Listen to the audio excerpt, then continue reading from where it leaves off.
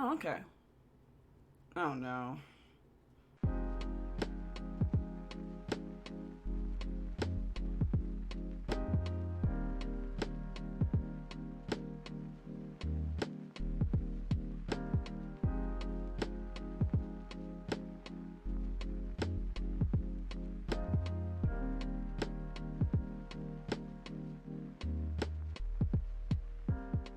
So Disney, am I right? Whether you love them or you hate them, you can't deny the cultural impact that this massive entity has had on us all. On one end, you might see that they built your childhood and they create beautiful works, and on the other hand, you see a power hungry beast that's never full, never satisfied, never satiated. And I was going to do something Halloween related, and then I figured, what's more fitting than, what's scarier than a company that owns the vast majority of the media we take in? So this is the start of a so far 17-part series about Disney, the history, the film, the shows, its history with copyright, its current wokeness, its desire to consume all forms of media, etc. This video was going to be more about the history of the company, but I want to do a little bit more. Now, this will probably be the shortest video. You know, the backstory of Disney is something anybody can Google. I think the biggest problem when looking at the Walt Disney Company is to find the truth behind the biases. If you look up Disney documentaries, you find a treasure trove of media sucking off the company for creating our childhoods and for being a paragon of creativity. And you look a little further down and you'll find a large amount of videos decrying him as like a racist or anti-Semitic or a lot of things without substantial proof. But who was Disney? Well, Walter Elias Disney was born December 1901 in Chicago. He was the fourth of 5 children and always had an interest in art.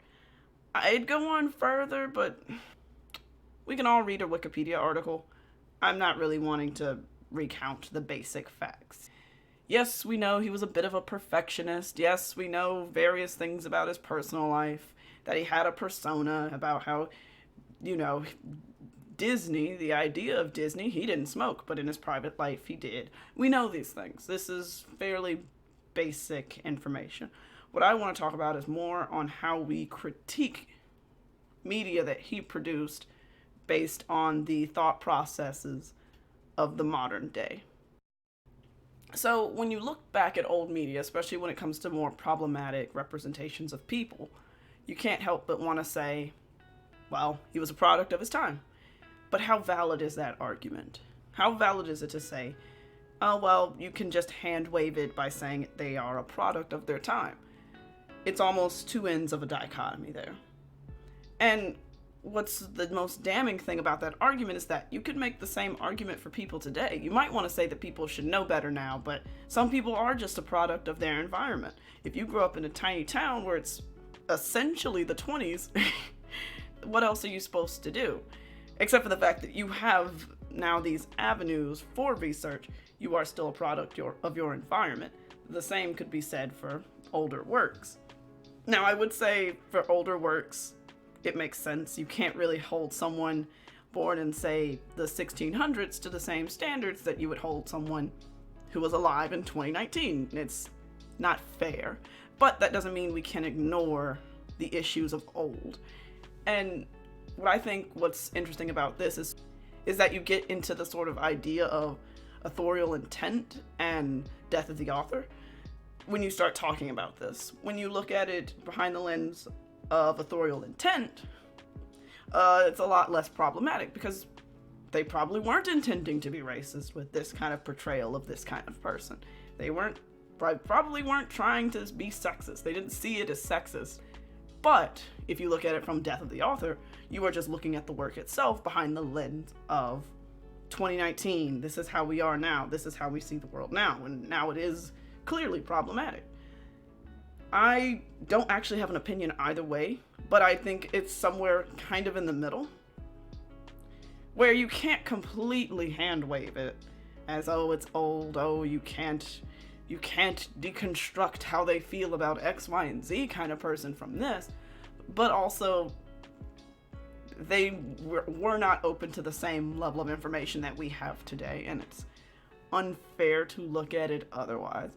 I think what the bigger argument needs to be here is, how are they treating it now? How does Disney treat the stories of old? How do they look back at the problematic things that has happened in their past, and how are they addressing it today? Problem is, they aren't, and that's what's bothering me. I don't care about what happened. I mean, I don't expect a man born in 1901 to be woke. That would be unrealistic. I expect the company of today to look back and acknowledge that and work to make that kind of thing better. The problem is, they just do not want to acknowledge it at all.